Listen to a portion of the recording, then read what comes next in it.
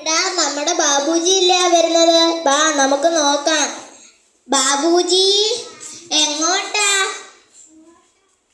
ഞാനൊരേ ഗ്രാമങ്ങളെ സന്ദർശിക്കാൻ ഇറങ്ങിയതാ.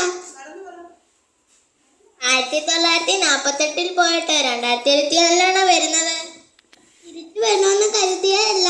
നമ്മുടെ നാടിന്റെ ഈ അവസ്ഥയെക്കുറിച്ച് എനിക്ക് ചിന്തിക്കാൻ പോലും കഴിയുന്നില്ല. അഹിംസയിലൂന്നിയ സത്യാഗ്രഹ മുറയല്ല ഞാൻ ലോകത്തിന് കാട്ടിത്തന്നത്. ഞാൻ വരുന്നവരെ നിങ്ങൾ പത്രം വായിക്കുന്നത് കണ്ടു.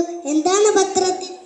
അഴിമതി, അക്രമം, കുട്ടികളോട് ക്രൂരത എന്നെല്ലാമാണ് പത്രത്തിൻ്റെ അകത്ത്.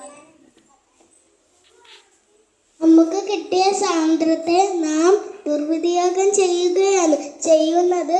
പരസ്പരം സ്നേഹിച്ചും സന്തോഷിച്ചും കഴിയേണ്ടവരല്ലേ നമ്മൾ. എന്നോടൊപ്പം സരോജിനി നായിഡു വന്നിട്ടുണ്ട്.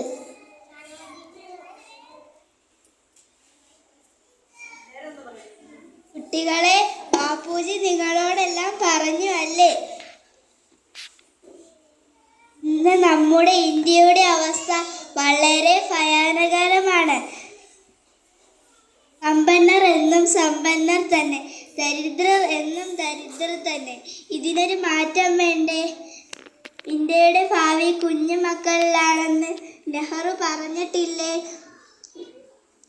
ഇതിന് നമുക്ക് നിങ്ങളാണ് നാളെയുടെ സമ്പത്ത്. ഇതിന് നമുക്ക് ഒരുമിച്ചൊരു പ്രതിജ്ഞ എടുക്കാം.